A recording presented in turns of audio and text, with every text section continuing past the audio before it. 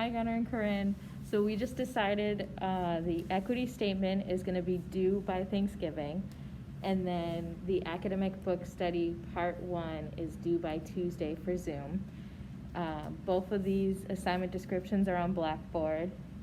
And I hope you guys feel better soon. Do you want to take it out in the hall? Are you uncomfortable? Oh, no, it's okay. I got it. Hey, guys. I hope you guys are doing well. This is what you guys just missed. We talked about formative assessment. I have a couple examples to show you guys. So first we did a little reading on the one and only Abraham Lincoln and what a great guy he was. And then to go along with that, we had a checklist that we would that has all these different things after we did the reading. So like if we use prior knowledge for the reading, if we use text features, inferencing, summarizing, making connections, stuff like that.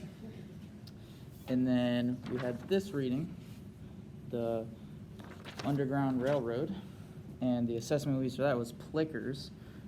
Plickers, I'll say that one more time.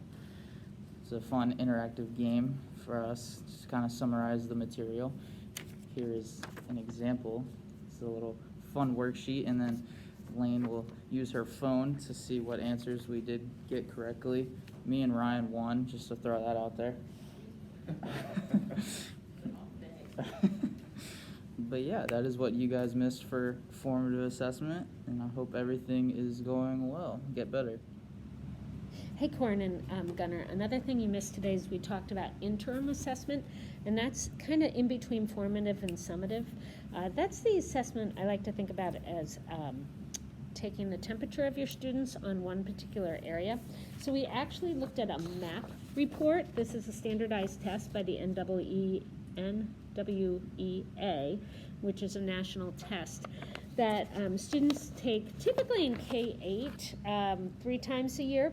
And it kind of gives a teacher some baseline data on things like reading, vocabulary, specifically reading informational text or reading non-informational texts. And so what everybody did that you missed is that we took this data and we looked at how would a teacher use this data, this is backwards, but to group students, to meet students' needs, to target areas that they would want to target in their own instruction. So that's what we talked about when we talked about interim assessment today. Hi, so what we talked about for summative assessments were how they should be based on like statistics that you can use for future classes as and how we need to look at the district for those as well. But we also want those to be more of how students know how they did overall in the course, which is different from the formative assessments, which were more based on how the students felt, so you knew how to improve them before they went to the summative assessments.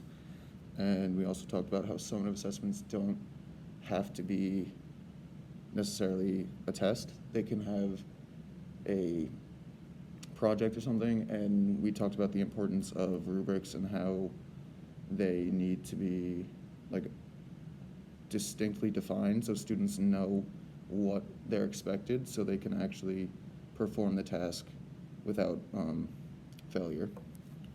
And I hope you guys feel better. Sorry, had a little hiccup there.